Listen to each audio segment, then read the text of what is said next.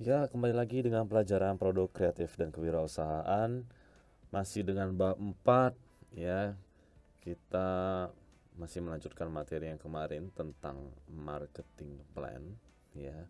Hari ini akan kita lanjutkan ya tentang menyusun marketing plan. Ya, jadi cara menyusun marketing plan itu ada beberapa hal yang bisa kita lakukan. Ya, yang pertama adalah analisis SWOT ya.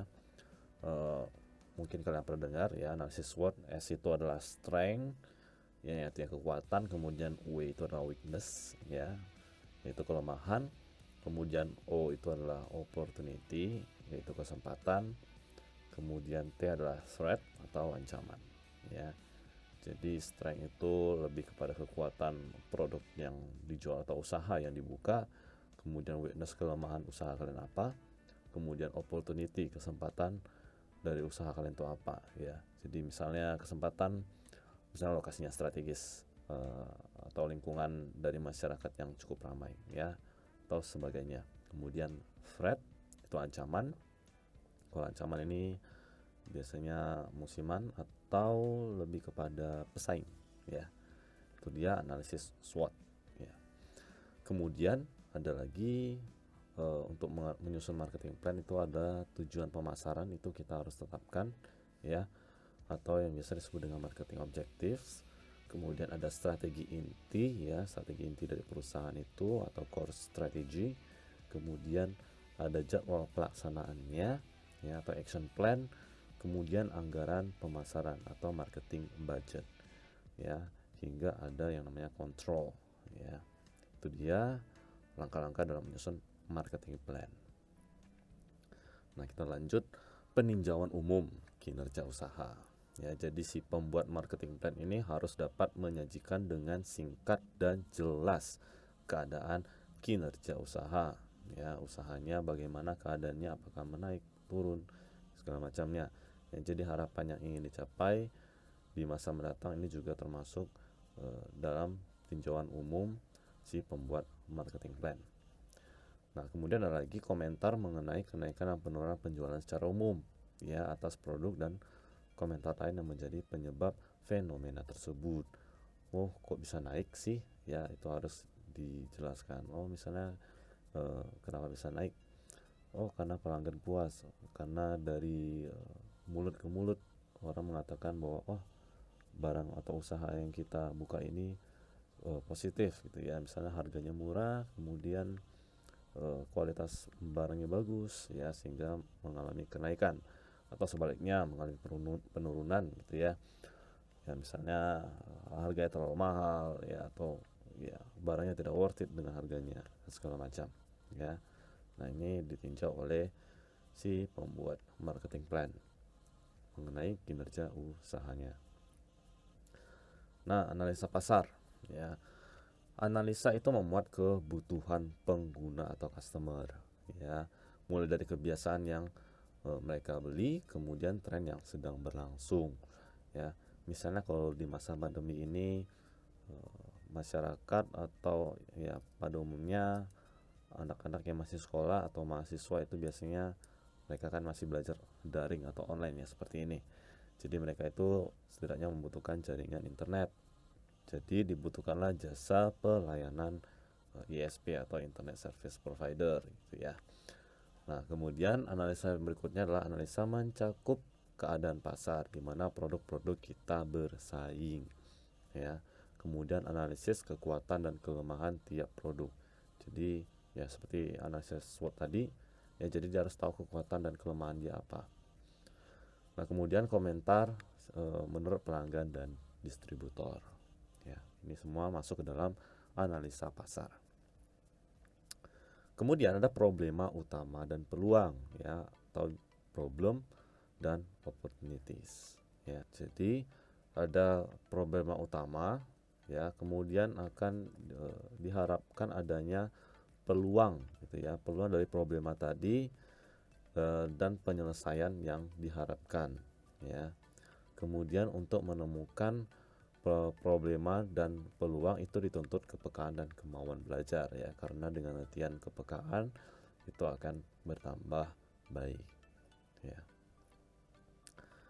Kemudian isu-isu penting, ya. Nah, di sini isu bisa mengancam pendapatan atau laba, ya, dan kelangsungan hidup perusahaan. Nah, isu harus dihindari dan mendapat perhatian, ya.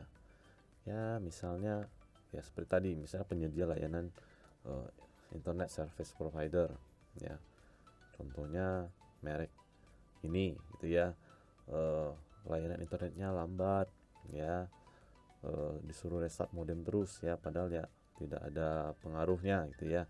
Nah, ini menjadi isu-isu yang harus dihindari, ya, karena dapat mengancam kelangsungan hidup perusahaan, ya.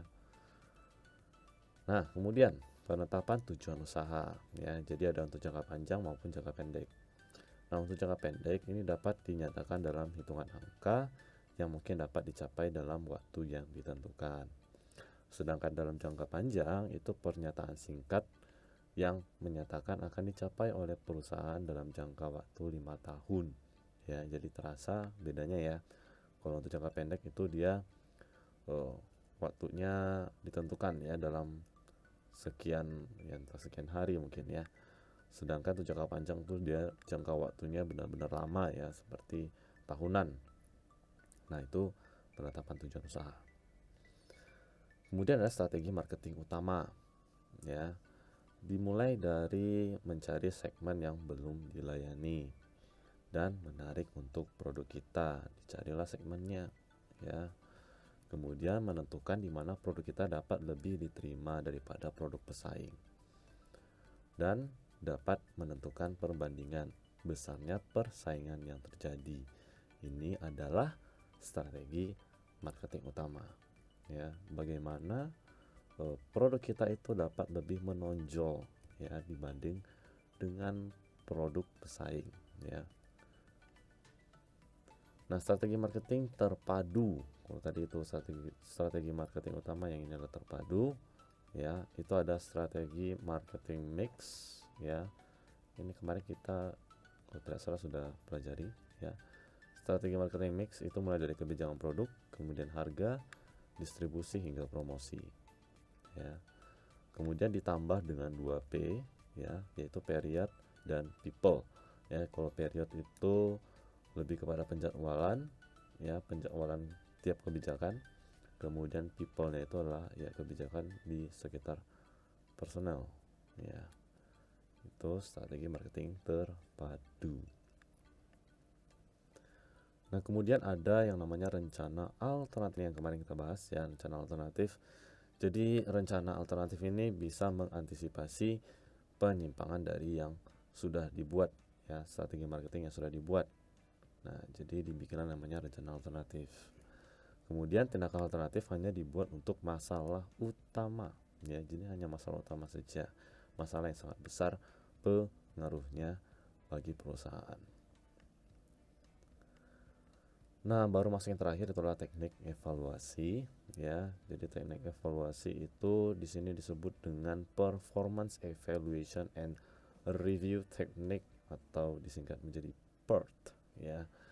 Jadi PERT itu adalah teknik evaluasi dari suatu hasil atau tujuan, ya, terhadap rencana dalam lingkup waktu yang telah dijadwalkan, ya.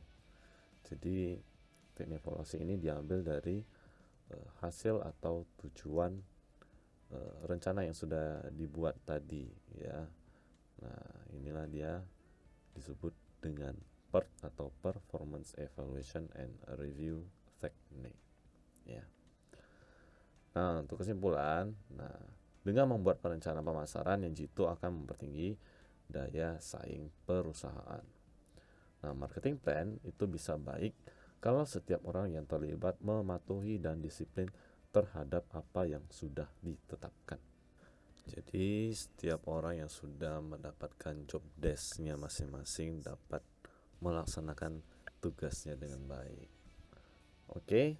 Nah, saya rasa itu dulu untuk materi hari ini. Kita akan lanjutkan materi berikutnya di pertemuan selanjutnya. Oke. Sekian dan terima kasih.